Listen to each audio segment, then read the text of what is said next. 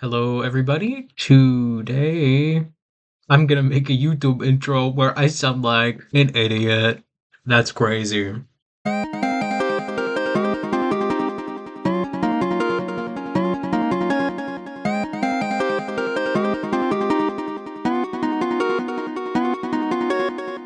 Hey guys, today we're gonna go through my favorite CDs.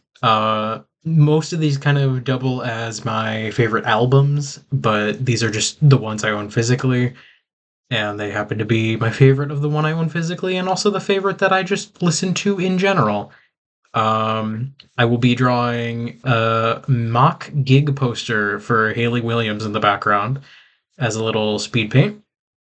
And actually, one of my favorite albums that I don't own physically, I'll just get this out of the way now, is Ego Death at a Bachelorette Party by Haley Williams, which is what I'm basing the poster I'm drawing off of.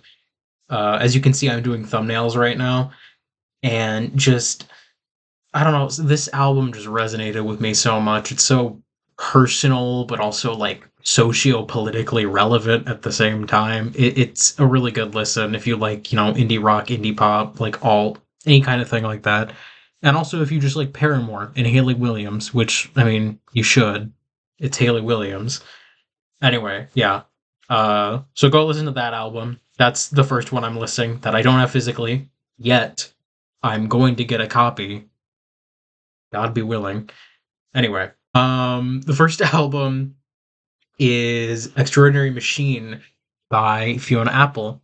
And I really love this album. I really love all of Fiona Apple's albums, to be honest with you. But this one just recently has stuck out to me a lot. I don't know that it's even my all time favorite Fiona Apple album. I think her best is probably Fetch the Bolt Cutters for sure. And the one I got introduced to her by was When the Pond. But I really like Extraordinary Machine lately just because, I don't know, something about the songs has just been hitting a bit more for me. Songs like Oh Well are just so good. Pretty sure Not About Love is on here. I'm gonna check the Spotify and then cut this out if I'm wrong. And if I'm not wrong, then you get to hear me be so happy about how I'm right. And I am gonna be so happy about how I'm right. Not About Love is on this album, and it's really good. Please, Please, Please is also really good. The title track, Get Him Back, Oh Sailor, just all around really good album. Really interesting cover too, and just like the soundscape on this is just something like you don't really hear from Fiona Apple too often. I don't think so anyway. But yeah, really good album. If you're gonna get into her, I'd recommend starting with When the Pawn, probably, or even Title, her first album, just because it's a bit more beginner friendly for her. But yeah, Extraordinary Machine, really, really good album. Give it a listen. Next, I think we have Homogenic by Björk.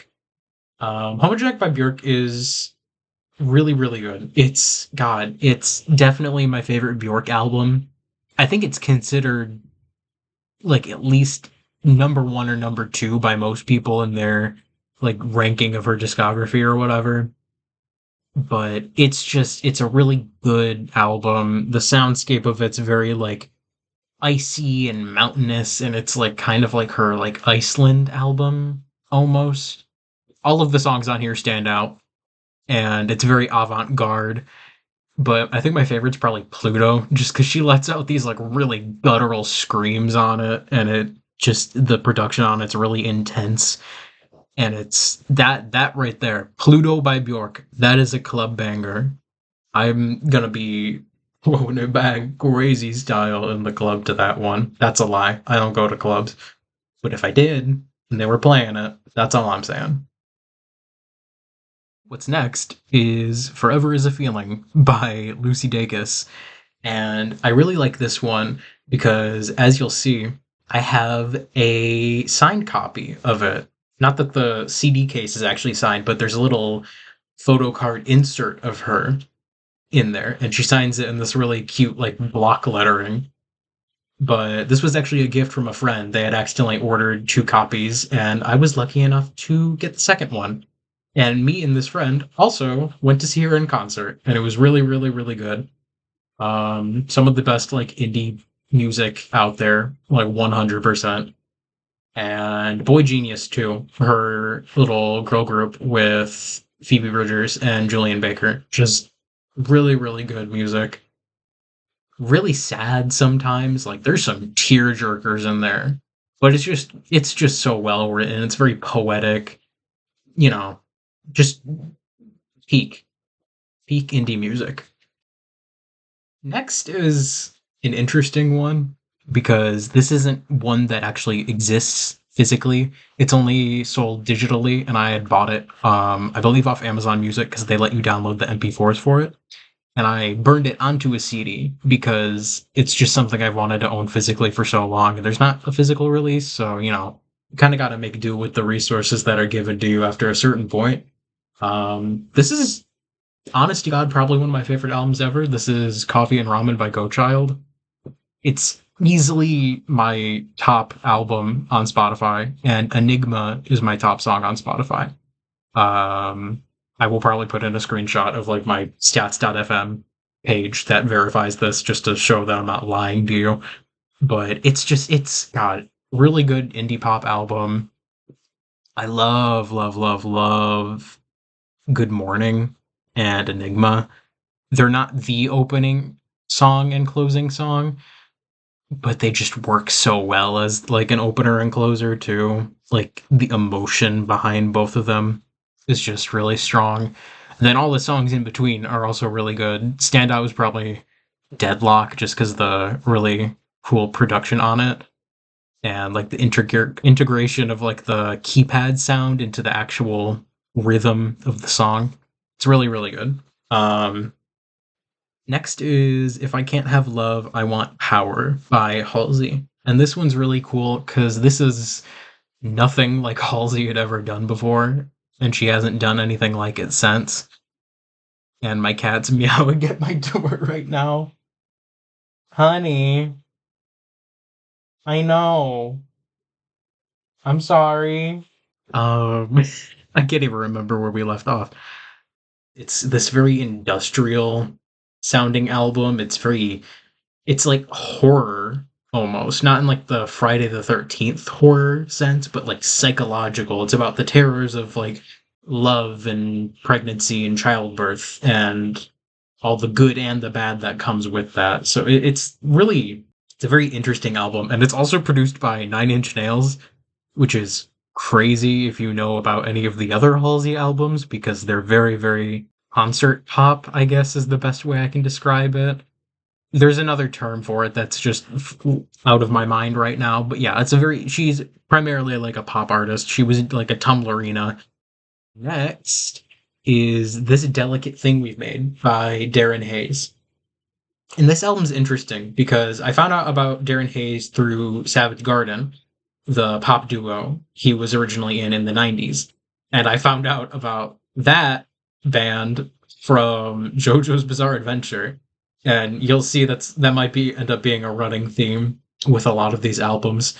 Savage Garden's most popular song, I Want You, was used as the end credits for part four. And that's how I discovered Savage Garden, and then, you know, sort of falling into Darren Hayes' solo career. And like it's crazy because Darren Hayes is not popular as a solo artist. Like he's not like unpopular. He's a known artist and he's got like a fan base and whatnot, but he's a lot more niche than he previously was. And it's sad because God, his music is so good, and especially this album. It's like this double concept album. It's like almost 2 hours long. It's insane. It's it's not an easy listen first time around, but it grew on me so much, and it's about like self-love and self-discovery and unpacking your trauma and also time travel as like this metaphor for going through all of it. And you'll see like there's like a clock motif going on, and even some of the songs on the album reference like time machines and the concept of time passing. And it's such a beautiful album, such an inspiration. I actually made a piece inspired by this album, and I'll put it up on the screen if I can. Next, we have Gag Order by Kesha. This is another experimental album because with Halsey, she had her sort of experimental album with the Nine Inch Nails production. And for Kesha, I guess this was her working with Rick Rubin, of all people. And it's just this really, it's experimental. And I know that's kind of a broad term, but it's like really toned down, stripped back. It's almost avant-garde. It's hard to put in a box, honestly, but it sounds really cool. And it's like one of those albums where you can just lie on the floor with like a candle light as your only light and just stare at your ceiling for the entire duration of it and just let it sit with you and flow through you. Or maybe that's just me. Who knows? But I still encourage that you give it a listen. And I think next is Born This Way by Lady Gaga. Favorite Gaga album was kind of hard to pick for me, honestly.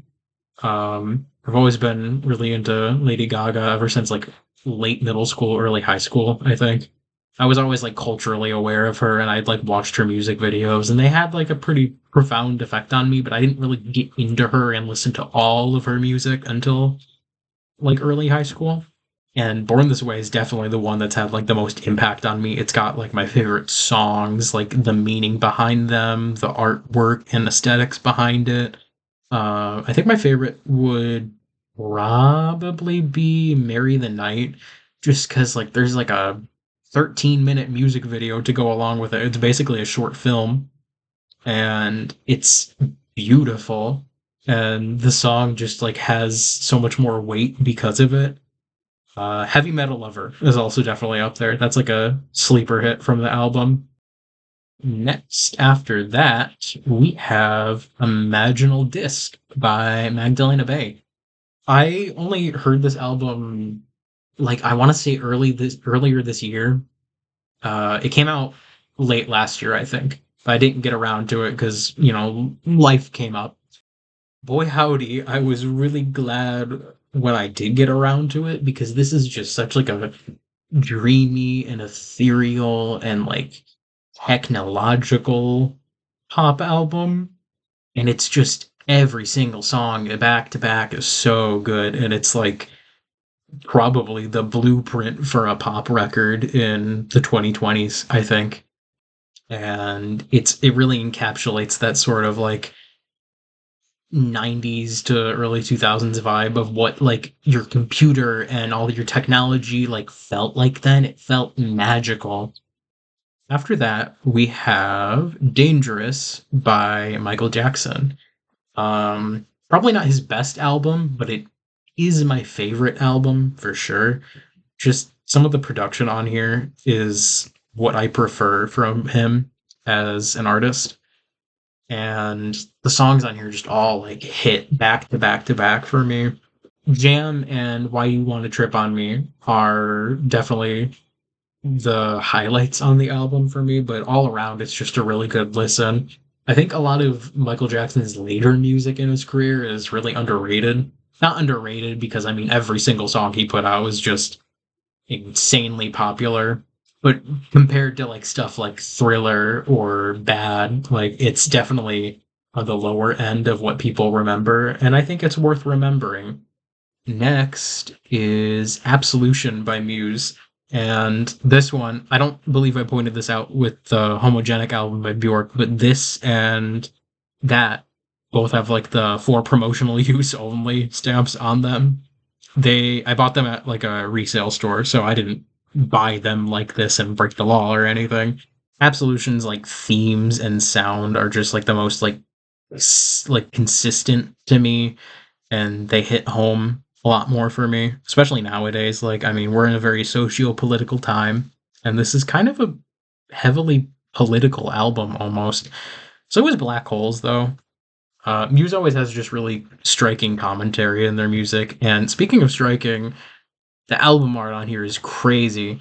I don't know that this was the direct reference, but it's compared a lot to Golconda, which was an oil painting by Rene Magritte.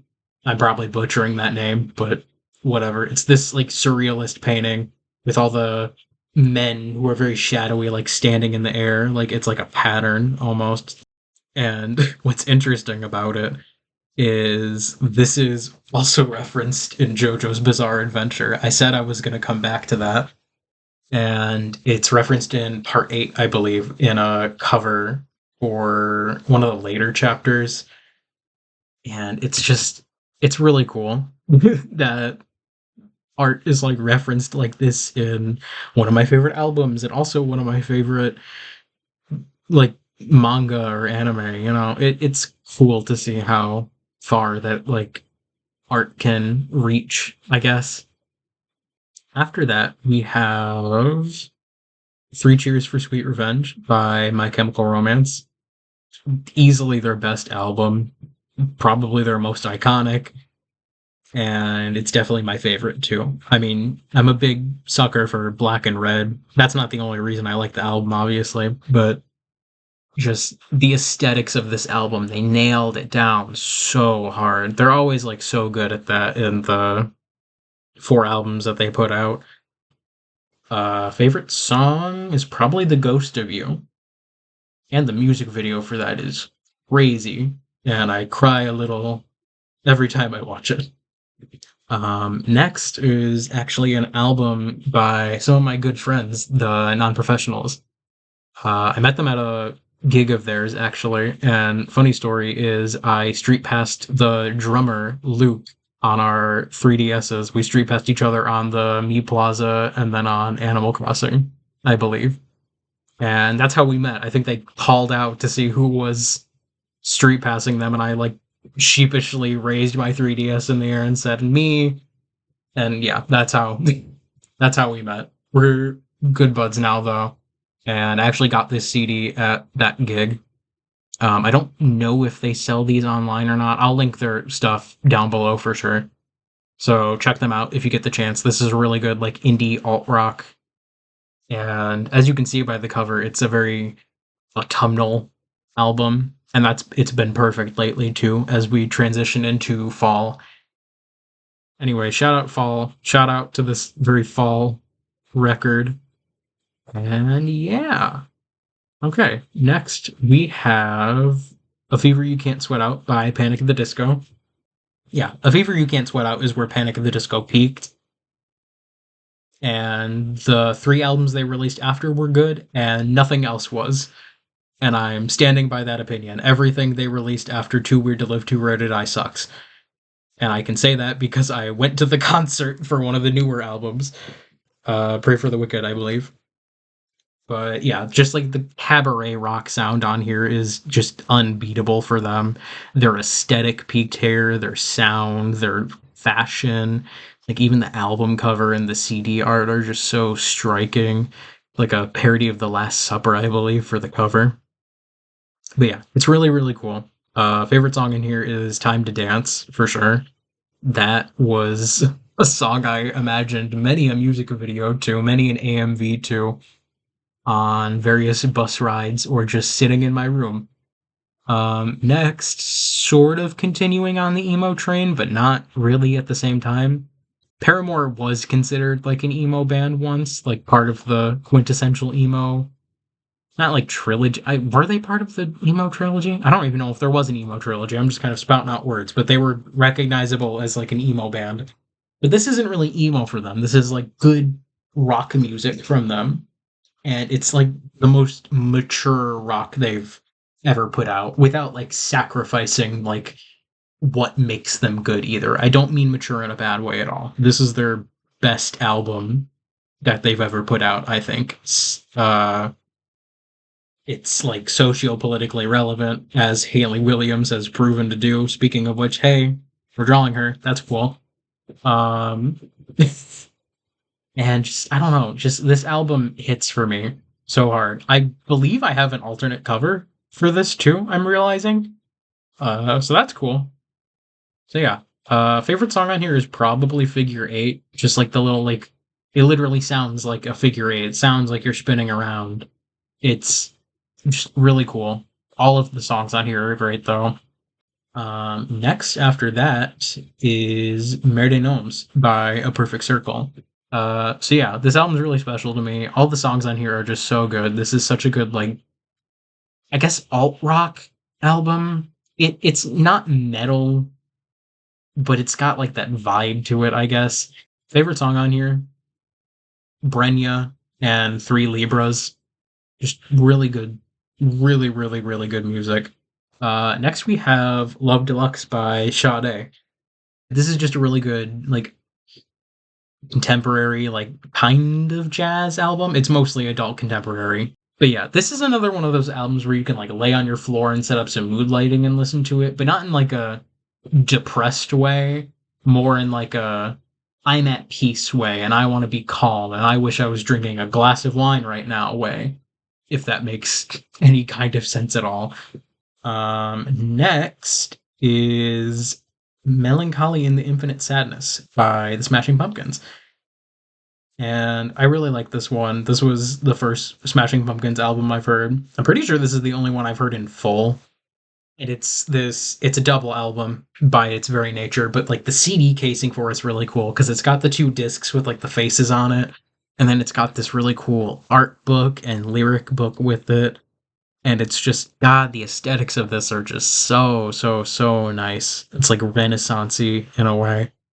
Um, Favorite song on here is To Forgive by a long mile. Dawn to Dusk is just the better of the two, I think. That's neither here nor there. They're both really, really solid. It's just my preference tends to lean towards the first disc. After that, we have Mesmerized by System of a Down. This is my favorite album by them for sure. And it's the one I grew up on the most, which is weird to say. I've been saying like middle school and high school for a lot of these, but when I say I grew up on this one, I do mean it. This was played in the car for me at probably too young of an age, but that's fine. And it's just got such like interesting, like, the album cover, the disc art, like everything going on here aesthetically is really cool. And I mean, like, the I was too young to understand it when I first heard it, but now listening to these lyrics, it just hits so hard, like socio-politically right now. Favorite song? Probably Revenja. Question also has a soft spot for me because I named my fan stand after it. Last, I honestly wasn't sure if I wanted to include this album or not because I go through like phases with 21 Pilots where I really, really like them and then I really, really don't care. Trench was just so important to me during like middle school. It came out like I think 2018, I want to say. But just God, like I just gotten into Blurry Face at this point. They had just done the soundtrack for not the soundtrack, but that one song for Suicide Squad, the movie that sucked a lot. I was blossoming into my little emo self, and then this album came out, and I just listened to it on repeat. Oh my God. I imagined so many different music videos to this in my head. And the album cover is so striking too. Just like the black and the yellow is just such a good aesthetic. That's kind of it in terms of my favorite CDs that I own. There are plenty more, and I'll link my Discogs page down below so you can see my full collection. And I'm sure there's even some that I've like forgot to mention, and I'll be biting myself in the ass for it later. But yeah, hopefully by this point in the voiceover, the speed paint's ending or already over. But yeah, this is my mock gig poster for Hayley Williams based on her latest album, the one that I still don't own and really want. This isn't a real date. Let me be clear. This is like fake. This was for like a college assignment, but I'm really proud of how this turned out. It's got like my professor called it like a German woodcutting sort of aesthetic, like from the 1900s, and I see it. I'm really happy I like leaned into it too, like the very striking line art and stuff, and the grayscale with the yellow, like it is on her album and single covers for this album.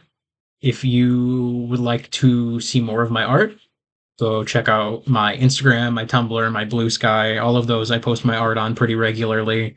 If you'd like to see more YouTube content from me, let me know because I don't do it very often. I kind of just do it when the inspiration strikes and I have the time to do so. And usually when the inspiration strikes, I don't have the time to do so. Or when I have the time to do so, the inspiration isn't there. So it's it's kind of few and far between. But if this does well, I'll consider making more music related content, or maybe go over some of my other physical media like my games or my movies or just anything. I don't know. Talking's fun, even if I don't know what I'm talking about half the time, and I probably sound like a bumbling fool. But that's okay because I said so. And I'm so silly and I like music, and you should like me talking about music. And if you don't, you can also feel free to comment about that. Hate comments are still engagement. So take that, sucker. Anyway, yeah. Shout out music. I love music. I love tunes and sounds. Goodbye.